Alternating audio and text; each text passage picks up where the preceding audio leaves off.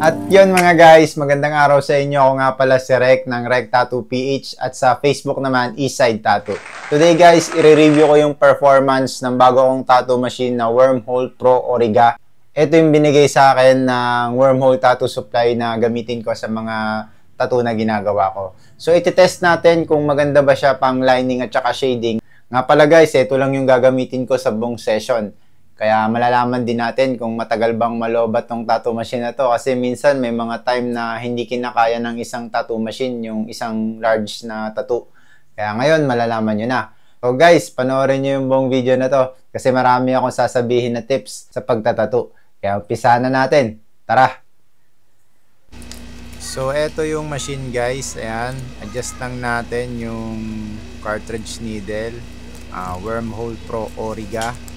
So, ang voltahe na gagamitin ko dito ay 6.5 volts. Tapos, yung size ng needle na gagamitin natin ay 7RL.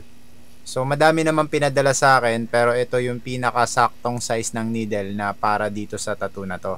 Pero may mga part na gagamitan ko siya ng 9RS. Yung makakapal talaga.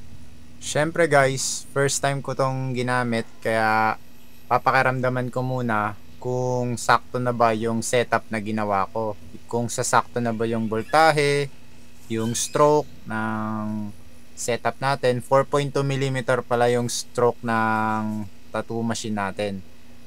Tinitignan ko dito kung sakto ba siya. Pero guys, medyo mataas talaga yung stroke ko pag mga lining.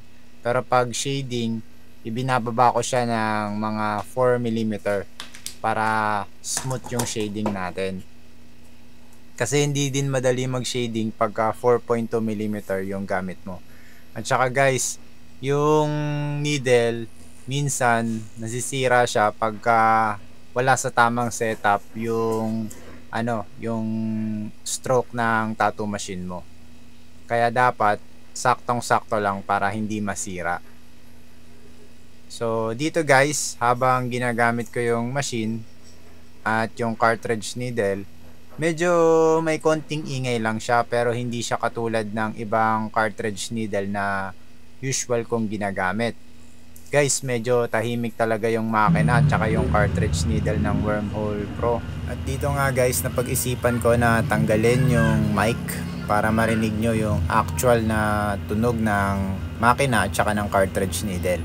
Kasi nung pinakikinggan ko yung video, guys, sobrang hina talaga kaya hindi ko yung tunog, talagang kakaiba Pero ngayon medyo maingay na. Sana naintindihan nyo na yung sinasabi kong tahimik. So ayan, medyo maingay yung background natin kasi wala nang mic yan guys. Talagang lang yan, cellphone, tapos tinuto ko lang sa tattoo na ginagawa ko. Kaya ganyan yung tunog. Dito sa ginagawa kong lining, siguro mga nakailang minuto na rin ako guys. At wala naman akong napansin na mga vibration or nginig.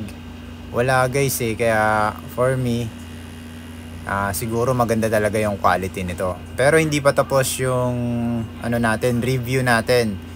Mas maganda na matapos yung buong video saka ako magsasabi kung ano ba talaga yung mga na-experience ko sa tattoo machine at saka sa cartridge needle nila. So dito guys, nag-shift na tayo ng cartridge needle. MO cartridge needle na size 9cm na yung ginagamit natin ngayon. Ito yung gagamitin ko para sa mga detailed na shading sa balbas ng tattoo na ginagawa ko. Kasi guys, masyadong maliliit kaya ito yung napag-isipan kong gamitin. So, okay naman yung machine kahit na pinalitan ko ng cartridge needle. Yung tono, halos ganun pa rin. Tapos yung stroke, medyo binabaan lang natin ng konti. So, 4mm yan. At okay din talaga pang shading yung tattoo machine na to. So, sa pag-shading pala guys, tignan nyo lang yung diskarte ng ginagawa ko. Ganyan lang ako mag-shading. So, hindi ko na ginagawang komplikado kasi mas nagiging mahirap pagka sobrang iniisip nyo yung detalye. Kung titignan nyo ng maigi yung mga gumagawa ng realism tattoo, hindi talaga yun sobrang detailed. So nagbabawas sila ng mga detalye kasi nga sa katagalan pwedeng masira yung tattoo na sobrang liliit ng detalye. Kasi yung tattoo guys, medyo kumakapal yan habang tumatagal. Kaya hindi nare-recognize yung mga detailed na tattoo. Lalo na pagka lining yung gamit nyo. So dito naman guys sa pag-shading ko ng parang patulis, yung diskarte ko ay paslant yung needle. Kasi nung nag-uumpisa akong magtattoo, medyo nahihirapan din ako dito.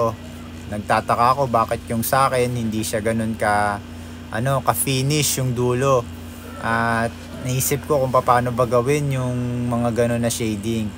At dati rin kasi guys, wala ring YouTube kaya nahihirapan talaga ako. May YouTube na pero hindi gumagawa ng tutorial yung mga tattoo artist.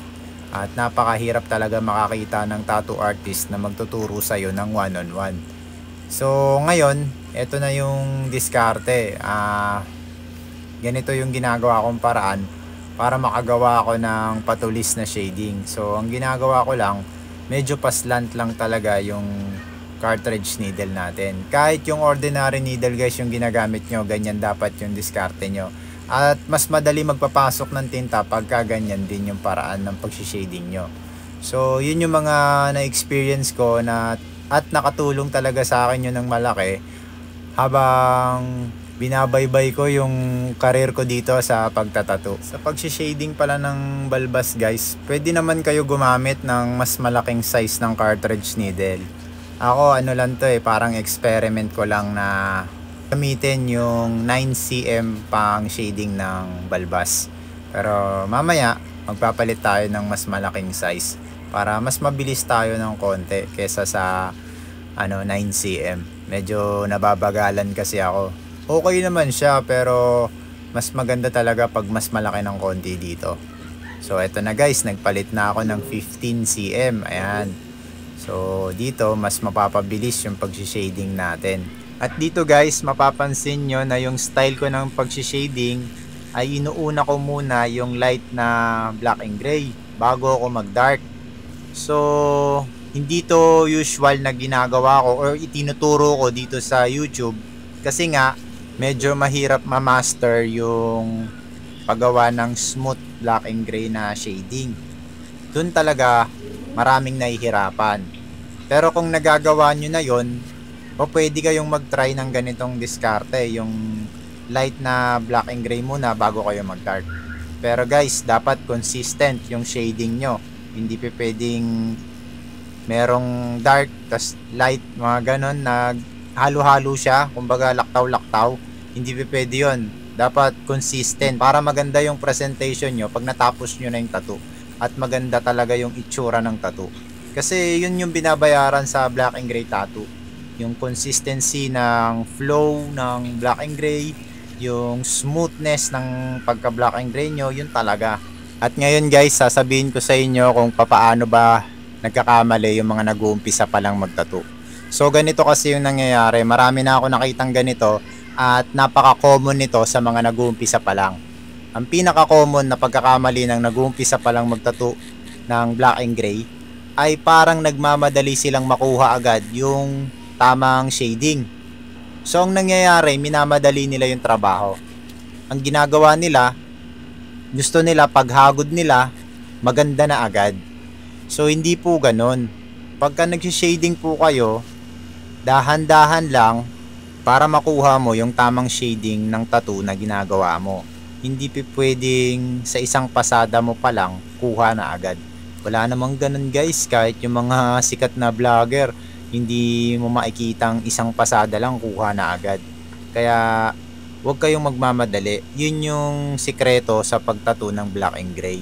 Kagaya nito guys, nakailang pasada na ako dyan. At ayan, nakuha ko na yung tamang shading. Pero nakailang pasada pa ako, 'di ba? Hindi ako nakapag-shade ng isahan lang. Kasi nga hindi naman umuubra yung ganong paraan sa pagtattoo ng black and gray. Akala nyo ba yung mga nakikita nyo yung tattoo na black and gray na solid talaga?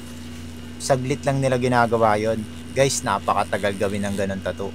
Kaya dapat talaga hindi kayo nagmamadali habang gumagawa kayo ng ganitong klaseng tattoo. dahan-dahan lang. Pero itong ginagawa ko guys, hindi naman to komplikado eh. Ang itinuturo ko dito yung flow ng shading, so yung tulis ng mga balbas, mga ganyan. Ayan yung itinuturo ko ngayon. Siguro sa susunod gagawa ko ng vlog about sa detailed black and gray tattoo. Kasi hindi pa ako nakapag-vlog ng ganun guys eh. At medyo nakakatuwa nga ngayon kasi hindi ako nahirapan kumuha ng model sa YouTube. Meron talaga agad nagpresenta. Kaya masayang masaya ako na sinuportahan ako ng kliyente ko. Yan. At habang napapakinggan nyo yung mga sinasabi ko, sana napapansin nyo rin yung way ko ng pag-shading sa tattoo. Tignan nyo guys, hindi lang isahan. So nakakatatlo ko, 4, mga ganon. Pero guys, safe to kahit mga siguro 4, 5, ganyan. Basta yung needle nyo ay riding with the tip, hindi yung floater. Kasi guys, doon nagkakaroon ng mga sugat-sugat na tattoo pagka floater yung ginawa nyo na style.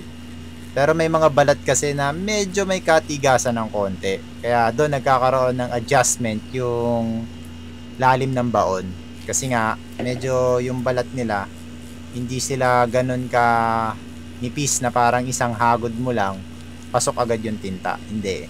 Kaya dapat alam nyo rin kung paano mag-adjust ng cartridge needle. Hindi yung parang kung ano lang yung sinabi ko, mga ganun. Hindi ganun guys. Dapat talaga marunong kayo mag-adjust para makagawa kayo ng isang tattoo na solid. So may iba-ibang diskarte. Yung iba floater all the way, yung iba naman riding with the tip all the way. Pero ako kasi mas maganda yung marunong ka mag-adjust.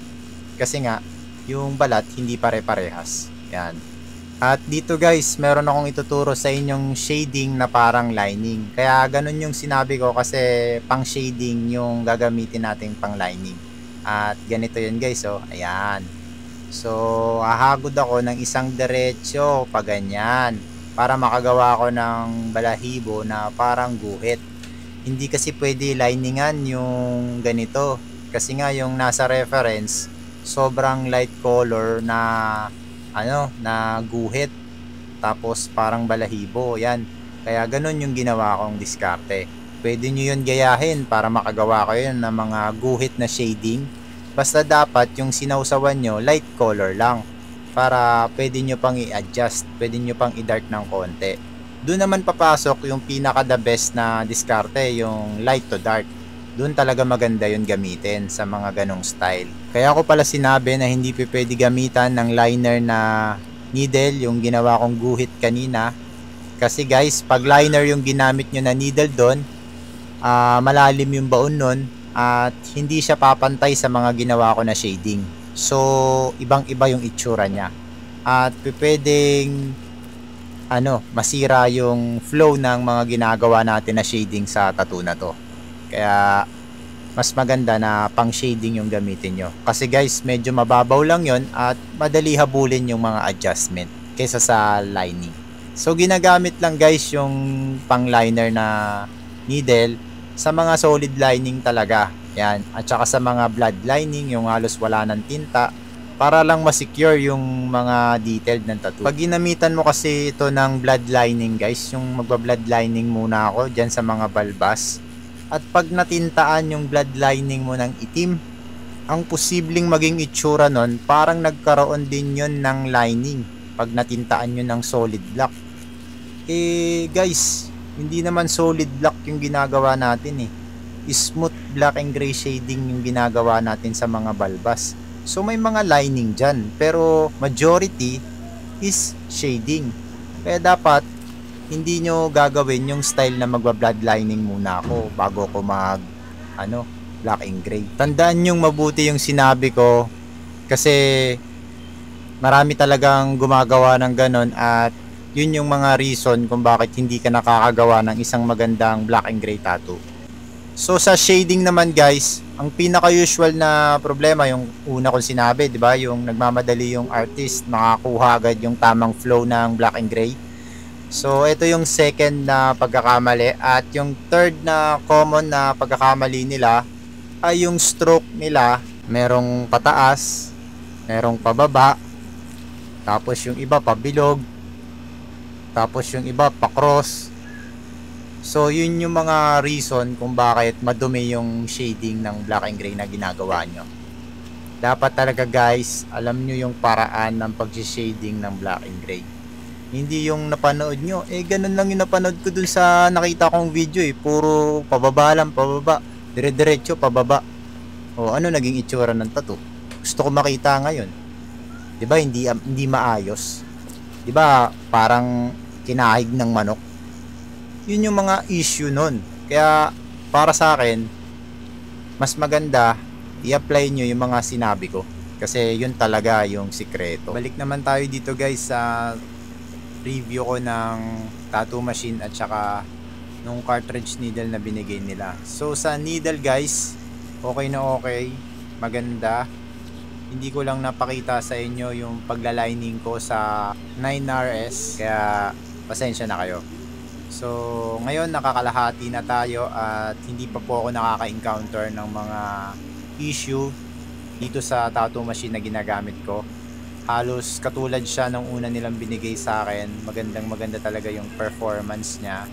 Pero syempre, dapat marunong ka lang talaga sa mga adjustment ng tattoo machine. Meron kasing tattoo machine guys na hindi katulad nito. Adjustable stroke kasi ito merong fixed stroke. Wala nang ibang pagpipilian. Kumbaga 4mm stroke lang yung tattoo machine. Wala nang iba. So ang adjustment nun, dun lang sa lalim ng baon. Yun lang yung sekreto doon. Dito, may adjustment sa stroke, meron pa sa grip. Ngayon pala guys, mapapansin nyo yung pag-shading natin, medyo may tunog na. At gustong gusto ko yung ganitong tunog guys, yung para talagang nagtatattoo ka. Compare dun sa tahimik, tapos wala kang marinig, alam mo yun. Hindi kasi ako sanay sa ganun Mas gusto ko talaga yung medyo may maririnig ka ng konti. Kumbaga, example ko siya sa isang sasakyan. Yung sasakyan mo ay electric car, tapos yung sasakyan naman na isa is di gasolina or diesel engine. Ano guys, ibang-iba talaga yung feeling pagka di gasolina or diesel engine yung sasakyan mo. Talagang ano guys, mafe-feel mo talaga yung power. Pero pag naka-electric car ka, nakakita na kasi ako ng Tesla guys na umandar sa harapan ko at wala akong naramdaman. Parang may dumaan na sports car sa harapan ko tapos wala siyang tunog. Wala lang, ganun lang. At hindi ko gusto yung ganun guys. Mas gusto ko yung parang umuugong talaga, 'di ba? Kasi pag sports car talagang tumutunog ng malakas 'di ba? Ramdam mo yung power, kaya yun yung nagugustuhan ko.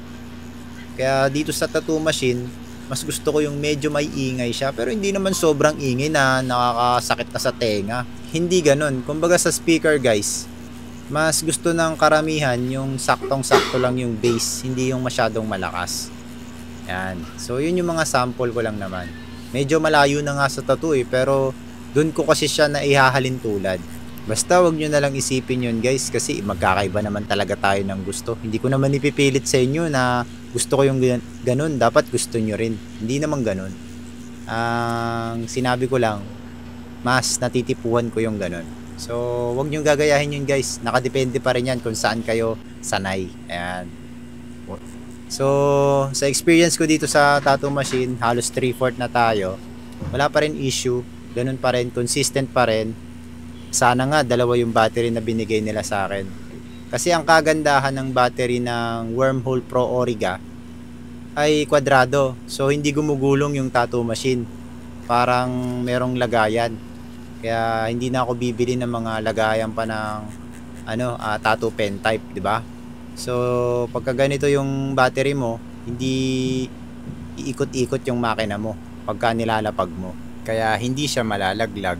Pero guys, pwede pa rin malaglag yung machine Pagka careless ka talaga, may tendency na malaglag mo yung machine kahit kwadrado pa yung battery mo.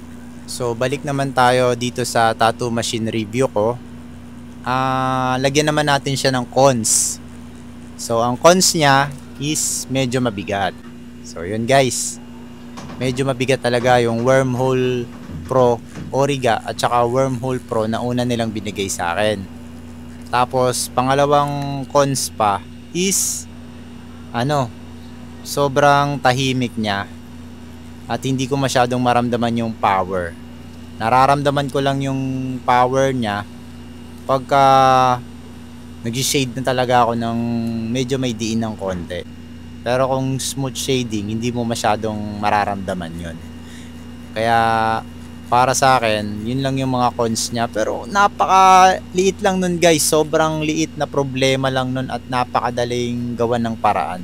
Pero guys, hindi naman to 1 kilo na mahihirapan ka na hawakan. Ang kagandahan naman ng medyo mabigat yung makina, nagiging consistent yung pagtatato nyo. Kumbaga hindi siya madali pumaling-paling kasi nga medyo mabigat yung tattoo machine, di ba? Ang problema lang kung medyo mahina yung grip mo, doon mahihirapan ka talaga kung hindi ka sanay sa mabibigat na tattoo machine. Pero majority ng tattoo machine na maganda pang lining is yung medyo may bigat talaga. Mas maganda. Kahit yung Bronc na medyo may presyo guys, medyo mabigat yun ng konti. Kasi nga, para maging maganda yung lining mo. At dito mga guys, mapapansin nyo na nag-highlight na tayo. Ito din pala yung ginamit ko na needle sa pag solid lining ng Trident at saka ng iba pang solid lining dyan. 9RS pala to guys.